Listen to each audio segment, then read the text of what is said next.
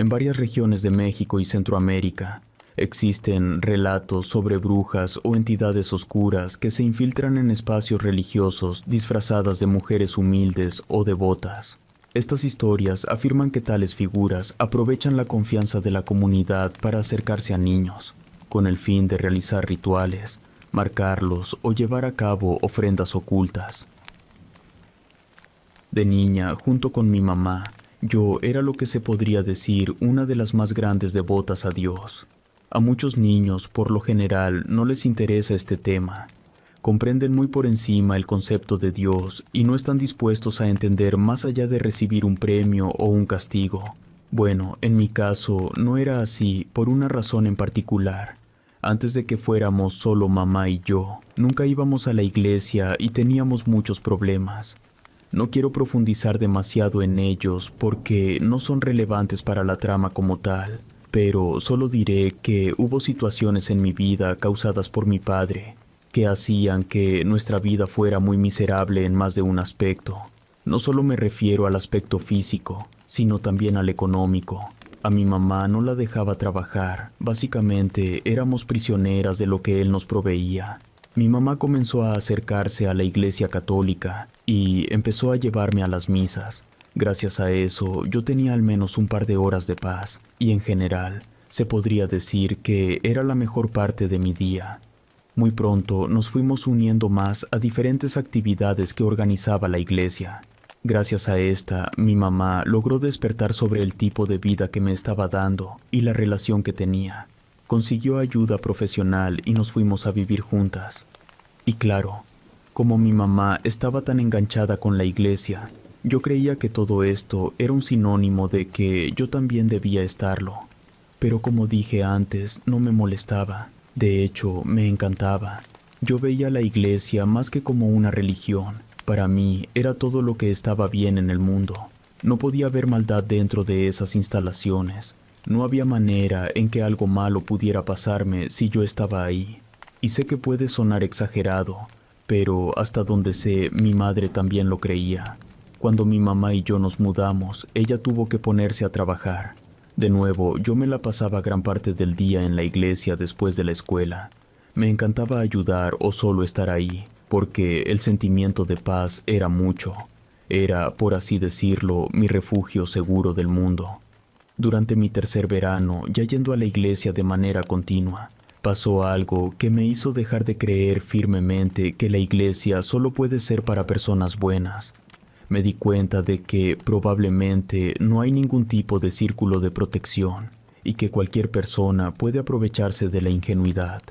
Ese verano asistí al curso de verano como todos los años. Ese era mi tercer año y yo era muy bien conocida en la iglesia a la que asistíamos. Básicamente todos los adultos involucrados me conocían muy bien, así como los padres de la mayoría de los niños que asistían a la catequesis. En los 2 años anteriores me di cuenta de que casi siempre se inscribían los mismos niños. Los únicos nuevos solían ser los que recién comenzaban el catecismo. Al menos en el círculo en el que yo me movía no había niños nuevos. Solo que ese día, al llegar, muy rápido me di cuenta de que había una niña nueva. Ella me dio una vibra diferente a la de los demás.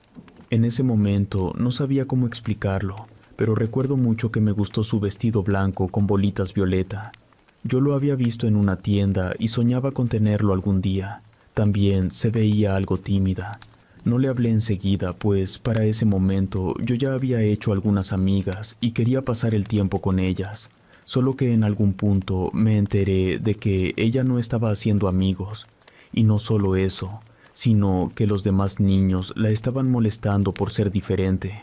Esto me lo dijo una de las cuidadoras del curso de verano. Como dije, yo ya era muy bien conocida por ahí, y ella se acercó a mí con la intención de que la incluyera en mi grupo de amigas, o al menos que tratara de hablar con ella. No profundizó mucho en qué era lo que los demás niños le decían, o por qué la consideraban extraña. No la culpo porque supongo que, como adulta, no le prestó tanta atención a eso. Tratando de cumplir lo que aquella cuidadora me pidió, intenté que mis amigas la incluyeran en el grupo, solo que ellas no estaban tan convencidas. Ahí fue que escuché por primera vez por qué la consideraban rara. Un niño había visto que ella traía carne cruda de almuerzo. Él aseguraba que tenía sangre y todo, y era por eso que todos se estaban burlando de ella. La verdad es que me sorprendió que mis amigas pensaran lo mismo y no quisieran darle una oportunidad. Yo quería seguir los valores que la iglesia tanto predicaba, y creí que sería una tontería no darle una oportunidad solo por algo que un muchacho creyó haber visto. Porque yo no creía que esta niña hubiera llevado carne cruda como almuerzo. Tal vez era algo que se le parecía y él lo había distorsionado todo, y apenas lo hice, ella se abrió por completo conmigo. No parecía tener ningún problema de confianza. Es más, no parecía siquiera que se hubiera dado cuenta de que los demás la molestaban. Lo único que pude notar, tal vez como raro, fue que ella no dibujaba como tal durante el periodo de tiempo designado para eso. Solo pintaba todas las hojas que le daban con pintura negra y después las ponía a secar. Le pregunté el motivo y ella me dijo que le gustaba cómo se veía la noche y que por eso quería dibujarla. Solo que, en cuanto se secara, le iba a pintar las estrellas. No sabía cómo reaccionar a eso y pensé que estaba bien, solo que nunca la vi haciendo este segundo paso. Cuando llegó la hora de comer, me senté junto a ella y su comida era, por así decirlo, normal. Lo único diferente, tal vez, fue que tenía una porción de verduras, papa, chícharo, zanahoria y brócoli, que solamente habían sido hervidas. Pero más allá de eso, parecía que no se habían tomado la molestia de lavarlas. Entonces parecía que se habían hervido junto con la tierra que estos alimentos tienen pegada al ser cosechados. Y yo creo que mucho tuvo que ver que en mi pasado, la violencia se había representado de tantas formas que no fui capaz de reconocer que eso estaba mal. El día lo pasé con ella, y la verdad es que era una niña normal, en la medida de lo posible. No había hablado mucho con ella, pero no le veía nada de malo como para que se estuvieran burlando. Solo que más tarde ese día ocurrió algo, y es que el grupo en el que yo estaba, que consistía de 8 personas de la misma edad, porque así era como nos separaban, recibió un castigo porque alguien había roto una figura de medio metro de un Cristo crucificado. Parecía que quien sea que lo hubiera hecho, lo había hecho con toda la intención, porque no conforme con haberla roto, también había dibujado algunas caras riendo en un cuadro de la Virgen María. A esa sección solo teníamos acceso los niños que ya éramos un poco más grandes, y no fue difícil dar por hecho que el culpable debía estar en nuestro grupo. Nadie quería confesar y como tampoco nadie había visto nada, el padre de la iglesia pensó que nos estábamos encubriendo entre nosotros. Fue por eso que nos dio un castigo a todos por igual y no nos dejó ir a nuestras casas. Debíamos quedarnos a limpiar todo el lugar. Todos nosotros estábamos pensando quién pudo haber sido el responsable. A mí, en lo personal, se me hacía algo increíble que alguien quisiera destruir algo tan sagrado como lo era una estatua del mismo Jesús. La verdad era que entre más lo pensaba, menos me podía convencer de que un niño tuviera la suficiente malicia como para querer hacer eso. Estaba quitando las manchas de pintura de la pared, mientras que esta niña, a la cual le pondremos el nombre de Daniela, y otro muchacho llamado Carlos, estaban barriendo los escombros y trapeando, pues era la sección que nos había tocado a nosotros como grupo. Entonces escuché un grito muy fuerte que parecía pertenecer a Carlos. Me di la vuelta y fue ahí que noté que ellos dos no estaban detrás de mí como creía, sino que parecía que se habían metido a la zona de las capillas. Una vez que entré para ver qué era lo que estaba pasando, pude ver que Carlos estaba en una postura muy rara. Estaba pegado a la pared, pero la forma en la que tenía extendidos los brazos y los pies parecía idéntica a un Cristo crucificado. Primero me sorprendió cómo es que estaba haciendo eso, pero la idea se me quitó de inmediato cuando lanzó otro grito. También pude ver que Daniela estaba parada frente a él mirándolo fijamente. Al principio, ninguno de los dos se había dado cuenta de que yo había entrado. Pero cuando así fue, Daniela le quitó los ojos de encima a Carlos y me volteó a ver. Fue ahí que él se despegó de la pared y dejó de tener esa postura que tenía momentos atrás. Carlos estaba llorando, pero se veía al mismo tiempo muy asustado. Miraba fijamente a Daniela y, sin que yo pudiera hacer nada, tomó su mochila y salió corriendo de ahí. No nos dio explicaciones a ninguna de las dos, y tampoco se quedó para seguir ayudándonos a limpiar. Le pregunté a Daniela qué era lo que había pasado y por qué había gritado así.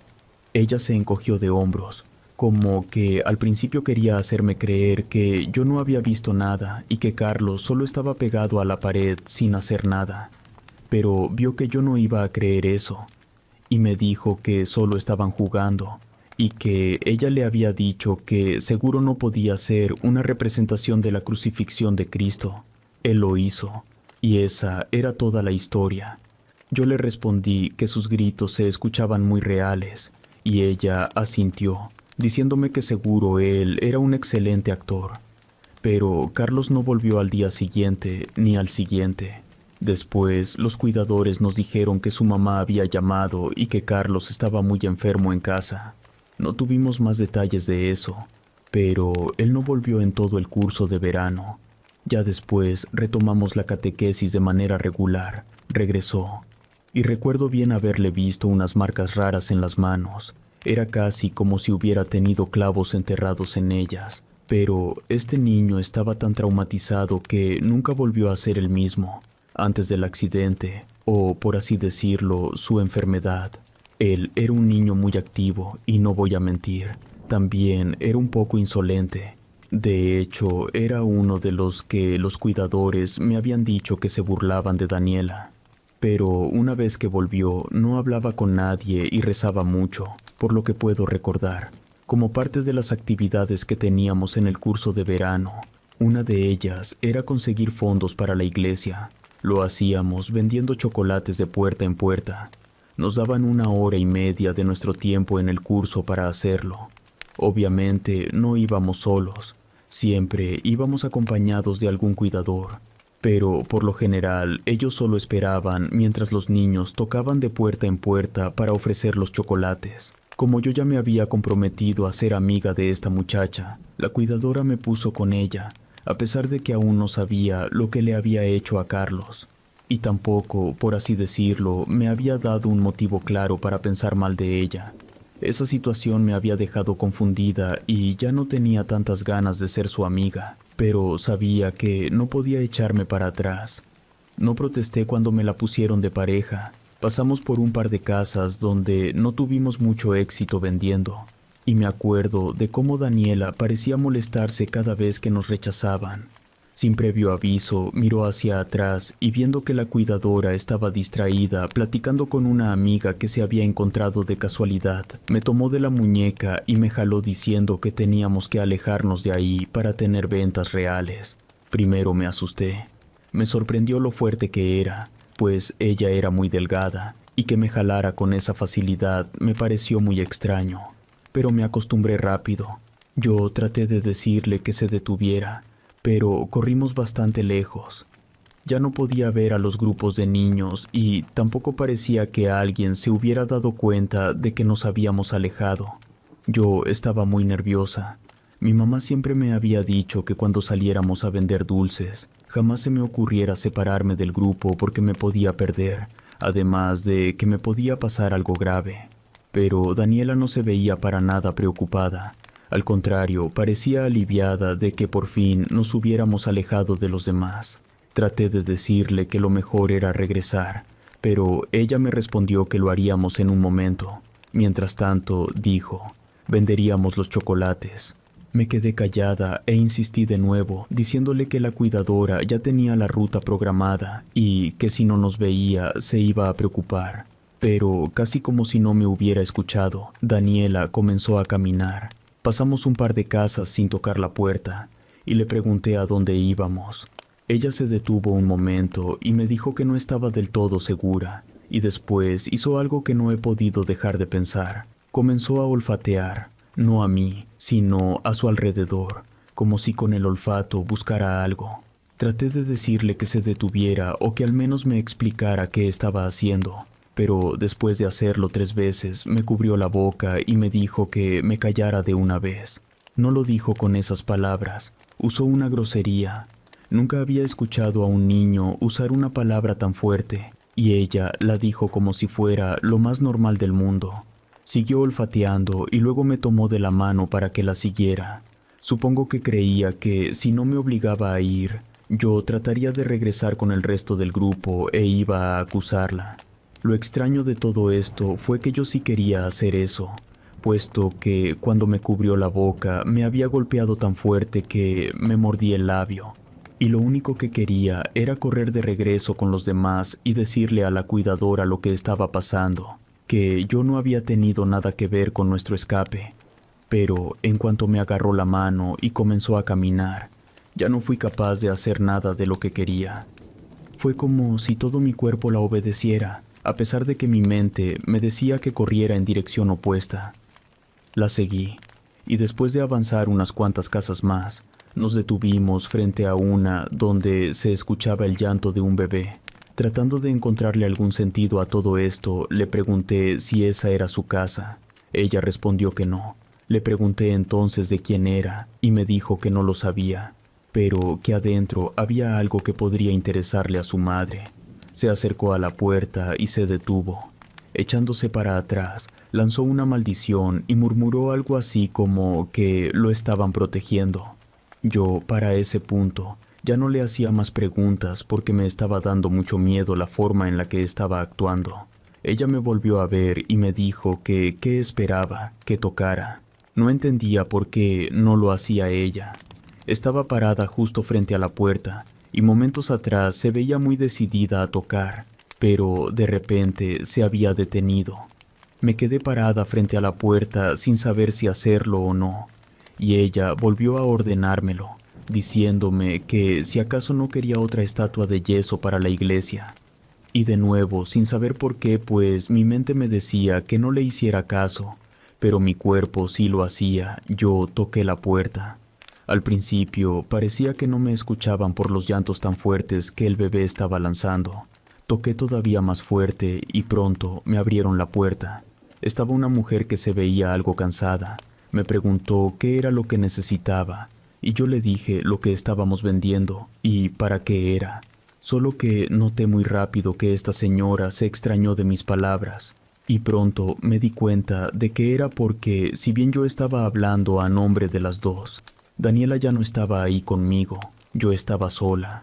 No me había dado cuenta del momento en el que ella se había alejado de mí, pero una parte de mí se alivió de que por fin me hubiera dejado sola.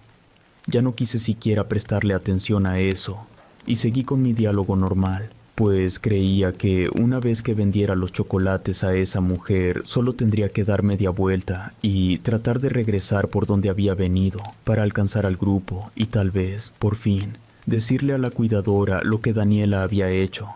Aquella mujer fue lo suficientemente amable para comprarme uno de los chocolates y después yo me fui. Decidí darle la vuelta a la casa porque quería tratar de hacer un plano mental en mi cabeza de cómo es que pudieron haber seguido caminando la cuidadora y el grupo de niños, y así alcanzarlos, pues pensé que tal vez ya no estarían donde yo creía. Solo que al momento de darle la vuelta a la casa, casi doy un salto del susto, porque ahí estaba Daniela, agachada en la ventana trasera de la casa. Al principio pensé en irme de ahí, pero después la idea de que yo tenía que regresar con ella se me implantó en la cabeza, pues técnicamente era mi pareja y no debíamos separarnos, o al menos eso era lo que la cuidadora nos había dicho. Me acerqué, pero en esta ocasión ya iba con más fuerza de voluntad, y me atrevería a decir, enojo. Ya no estaba dispuesta a obedecerla. Había sido demasiado cortés y ella solo se había aprovechado de mí. Solo le iba a decir que regresáramos o, si no, lo haría yo sola. Solo que entre más me acercaba, más me daba cuenta de que Daniela no solo estaba observando por la ventana, sino que parecía que estaba dibujando varios símbolos en la parte de debajo de la ventana. Eran pequeños y ni siquiera eran visibles. Me refiero a que parecía que los estaba ocultando para que nadie fuera capaz de verlos, pero quería que estuvieran ahí de todas formas. Cuando ya estuve a un lado de ella, tratando de mantener la actitud que ya había decidido tener, Le dije que yo iba a regresar. Debía de regresar conmigo o la iba a dejar ahí.